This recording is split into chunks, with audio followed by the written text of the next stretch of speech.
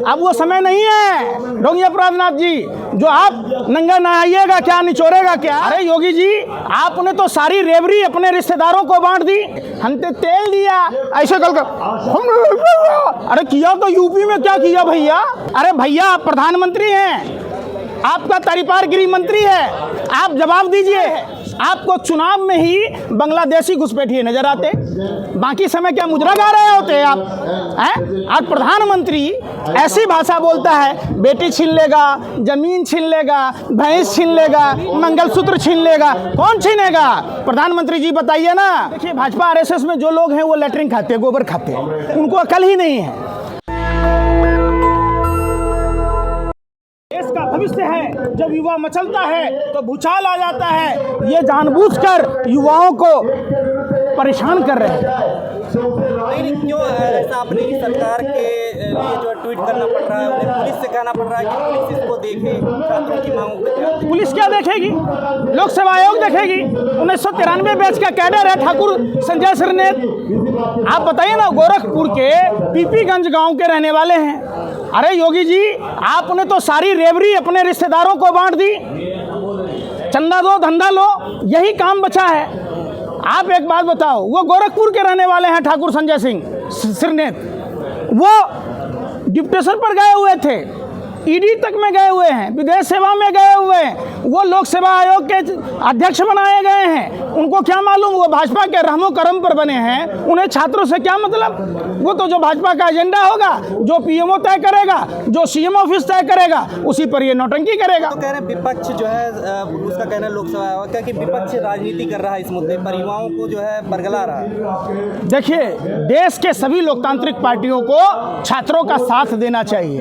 छात्र इस देश के भविष्य हैं, युवा इस देश का भविष्य है। अगर ये राजनीति है तो हाँ ऐसी ही राजनीति होनी चाहिए।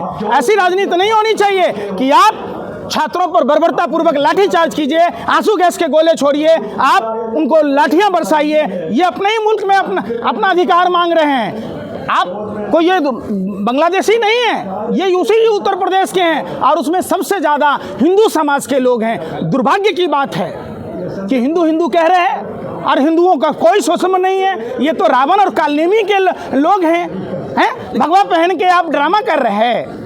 अरे भैया शर्म कीजिए, युवाओं की ताकत को समझिए। कहा जा रहा है योगी सरकार तो निष्पक्ष, फिर आप योगी तरीके से जो है कौन सा निष्पक्षता है भैया।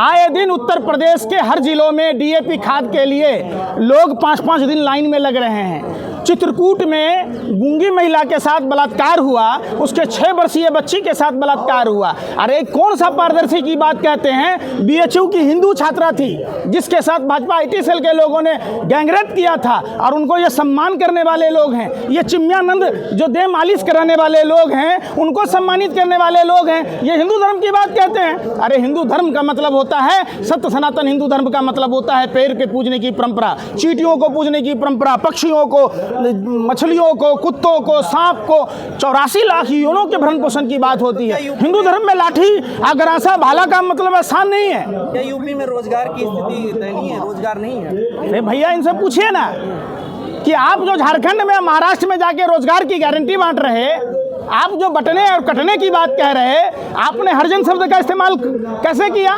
ये देश आपके बाप का बपौती है। आप भगवा पहन के ढोंग कर रहे हैं। आपने हरिजन शब्द का इस्तेमाल कैसे कर दिया? अब वो समय नहीं है ढोंगी अपराधनाथ जी जो आप नंगा नहाइएगा क्या निचोड़ेगा क्या, वो नहीं चलेगा। आप हरिजन शब्द गजट से बैन किया हुआ है, आप नहीं बोल सकते। हमने तेल दिया ऐसे कल अरे किया तो यूपी में क्या किया भैया, फर्रुखाबाद कन्नौज में क्या किया।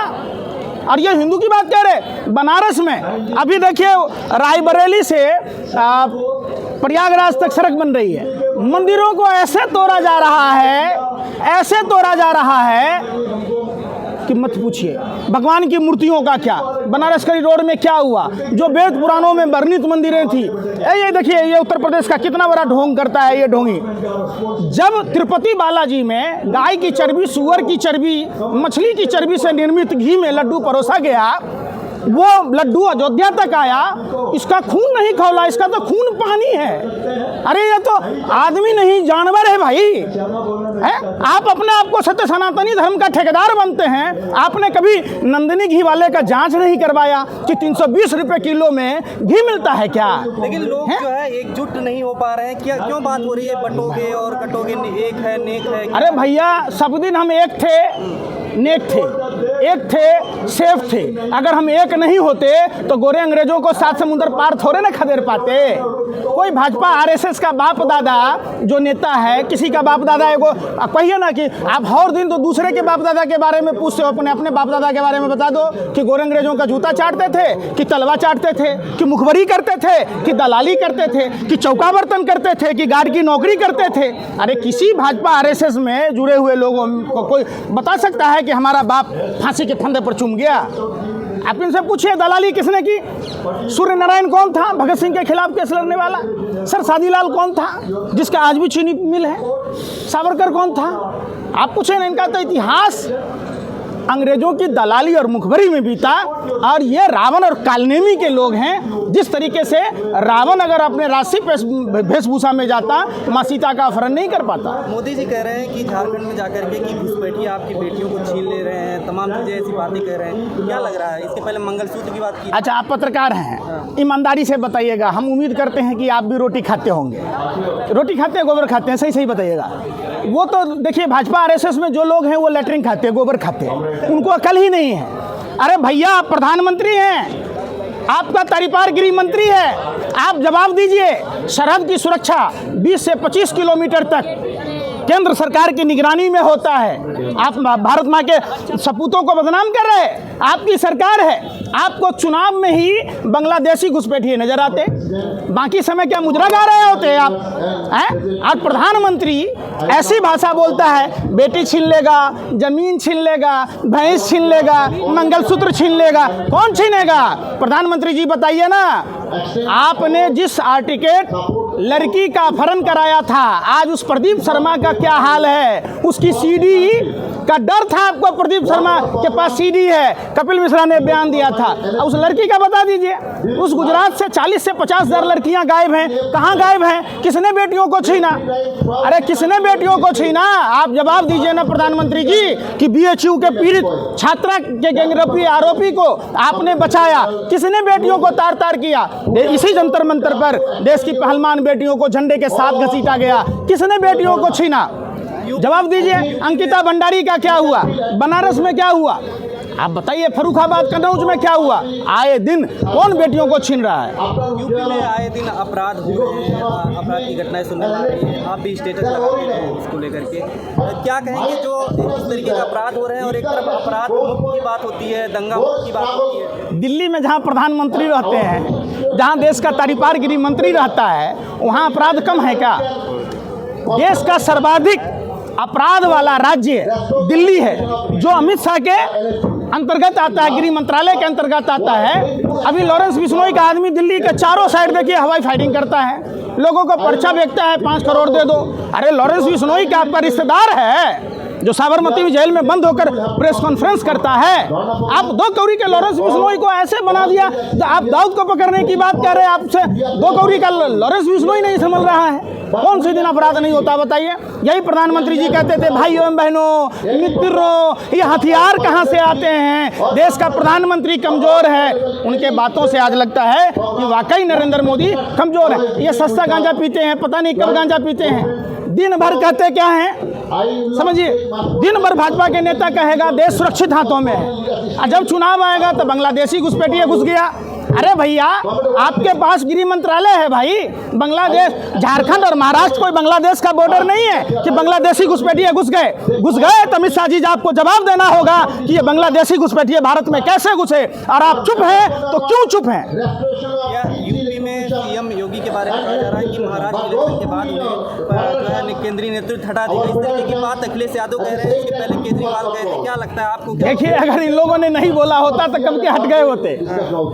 ये तो इन लोगों ने बोला, भाजपा के लोगों ने अपनी लाज बचा ली। यहाँ क्या है, आपको एक वाक्य बताता हूँ, ये लोग करते क्या है। महाराष्ट्र में देवेंद्र फडणवीस की सरकार बनी, टोरंटो फार्मा और टोरंटो पावर के मालिक मेहता साहब के 285 करोड़ रुपए माफ़ कर दिए गए और 185 करोड़ पार्टी फंड में चंदा ले लिया, तो 100 करोड़ का उसको मुनाफा हो गया। इस सरकार में जैसे नीरव मोदी पैसे दिए और बीजेपी को पार्टी फंड में चंदा दे दिया, देश छोड़ के भाग गया। प्रज्वल रमन्ना 3000 से अधिक महिलाओं के बलात्कार किया, पार्टी फंड में चंदा दिया। अजीत पवार जिसको चक्की में पीसने वाले थे, डिप्टी सीएम बना दिया, पार्टी फंड में चंदा लिया। 27,000 करोड़ कहाँ गया, बाहर में जाए, उससे कोई बहस नहीं है। मस्त राम मस्ती में, आग लगे बस्ती में, अपना काम बनता, बाहर में जाए जनता। एक ही स्लोगन है भारतीय जनता पार्टी का कि आप दुनिया के कोई भी अपराध करो, चाहे वो शारदा नारदा का भी तो शुभेंदु अधिकारी हो, पार्टी फंड में चंदा दिया, नेता प्रतिपक्ष बना दिया। हेमंत बिश्व शर्मा वाटर स्कीम का चोर, पार्टी फंड में चंदा दिया, सीएम बना दिया। ये हजारों उदाहरण है। ईडी, सीबीआई, इनकम टैक्स, तीनों का बेजा इस्तेमाल किया जाता है प्रशासन का। बीजेपी सिर्फ पार्टी फंड में चंदा लेना जानती है, चाहे वो हिंदू धर्म भ्रष्ट हो, पूरा भारत की अर्थव्यवस्था चरमरा जाए, इनसे कोई मतलब नहीं इनका। ये कहते थे भाइयों बहनों, जिस देश हो नहीं सकता, हम शासन सत्ता में बैठे हैं, जिस देश का रुपया गिरता है उस देश के प्रधानमंत्री का चरित्र गिरता है। वो वीडियो दिखाऊं आपको, प्रधानमंत्री जी से पूछिए, 84 के पार कर गया, आज क्या आपका चरित्र गिर गया? आप बताइए प्रधानमंत्री जी। अरे प्रधानमंत्री का तो लगता ही नहीं है, कैसा भाषा बोलता है, बेटी छीन लेगा।